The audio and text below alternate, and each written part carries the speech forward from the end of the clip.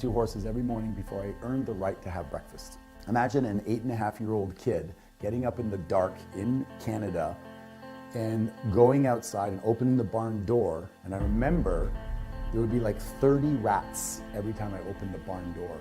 And they would scurry around, and I would hope that none of them would stay around. And one time I went back to the house and I said, "Dad, can you come with me?"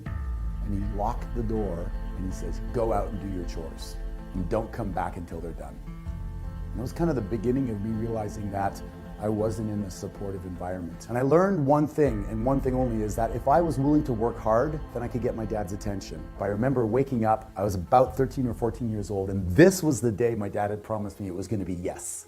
This was the day we were gonna play together. We were gonna throw the football back and forth, and I was super excited. I popped out of my bed and I ran down the stairs, and I saw my father where he always is. His ankle is chained to the desk. But as I got closer, I knew something was wrong. It was like I could feel there was a heaviness in the air. And I started to get nervous. And I went, "Dad?" And he went, "Yes." I went, you ready to go play?" And the weirdest thing happened is he turned, he looked at me, and I felt myself shrinking down. And he stood up, and this shadow cast over me, and he goes, "Do you have any idea what it takes to put food on the table? Do you think that this roof just puts itself there? Money doesn't grow on trees, you know. One day you're gonna have to work hard for money. Now get out and play on your own before I put you to work."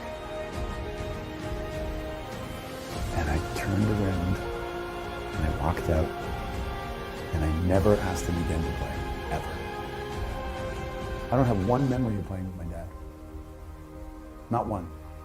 The only way I connected with him was when he was working around the house doing a chore. I'd say, "Dad, can I help you?" And I'd hand him the nails, or I'd hold the measuring tape. It was the only way. Never once. He never came to my hockey games. He dropped me off in the car and stayed in the car. While all the other parents were tying their skates, I was there alone.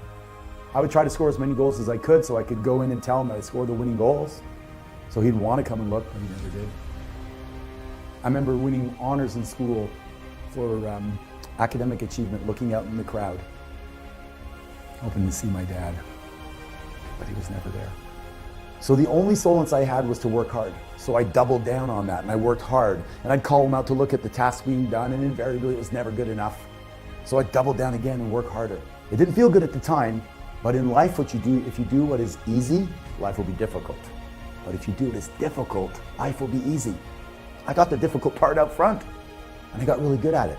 By the time I was 14, I saved up enough money to get a scooter. By the time I was 16, I had my first car. By the time I was 17, I thought, you know what? I'm out of here. This sucks. I mean, I could go out and make 4 times the amount of money living on my own, even if I have to pay rent, I don't care. So I moved out, I drove a taxi. I did carpentry, I cut lawns, I washed windows. I did anything that was hard work, because that's all I knew. And then my life changed. I got a call from my stepmom, and she said, "Your dad has cancer." So I jumped on a plane and I did everything I could. I took care of the house. He said to me he had some back taxes from Canada that were unpaid. I said, "Yes, I'll pay them for you." I did everything I possibly could. And I remember the day I had to leave to go back to take care of my family. I had a young son at the time, and I had nothing left. And I asked my dad, well, he was probably 98 pounds lying in the bed. And I said, "Dad, can you think of a time when I made you proud?"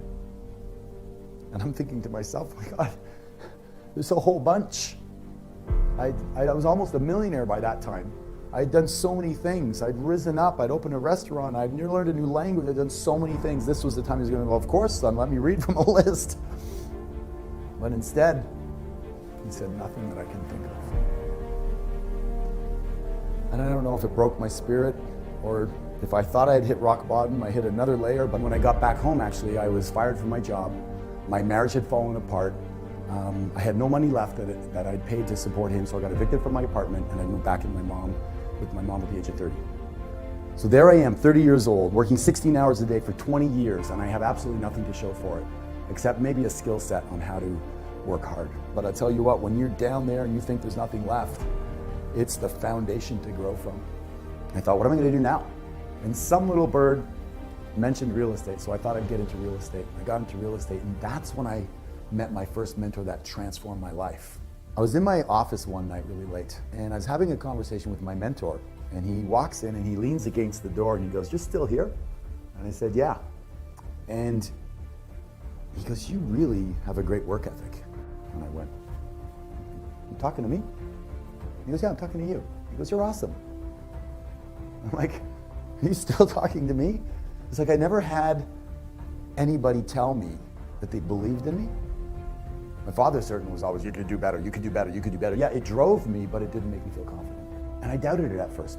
And we started to talk, and he goes, "Oh, so you've labeled yourself stupid, as a loser, and a skinny little kid." He goes, "How do you feel about that?" And I said, "I still feel that way." He says, "You're 30 years old." I go, "Yeah, I know, but I still felt that way inside." He says, "Okay, we're gonna change that. Who's an idol that you have?" I said, "Well, one of my favorite is like Clint Eastwood. He's like rugged. I'm kind of rugged. I feel rugged." He goes, "Perfect. How does that feel when you say that?" I said, "That feels pretty good." He goes, "That's it.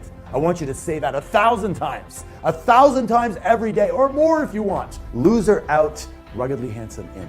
So now what we're gonna do is we're gonna reprogram your brain. Your brain is like software. We're just gonna reprogram it. I said, "How did I do that?" He goes, "Just every time you have a chance, say, 'I'm ruggedly handsome, I'm ruggedly handsome.'" He said, "The words that follow I am follow you. You just didn't know it. You had shitty programming. But now we're gonna change that and change that forever." And I remember driving home, I was so excited.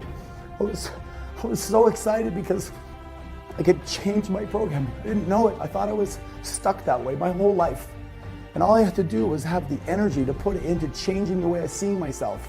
And I just said it over. I remember screaming in the car, "I'm ruggedly handsome, ruggedly handsome, ruggedly handsome." I'd get up in the morning, I'd say it over and over and over again. I'd say it as much as I possibly could. And then spontaneously one morning, I was in the shower and I said, "I'm the greatest real estate agent in my area. I'm the greatest real estate agent in my area." And I went from one sale in my first year to in a few years, 100 sales. I broke every record there was. And then I bought the freaking company. Went from farm boy to financially free. I became resourceful. I became capable of doing things I didn't know I was gonna do. The most powerful force in the human psyche is how we describe ourselves to ourselves. Who's giving you labels?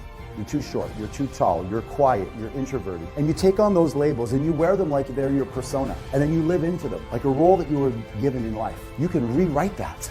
You can make it whatever you want. Insert it and then program it. I am.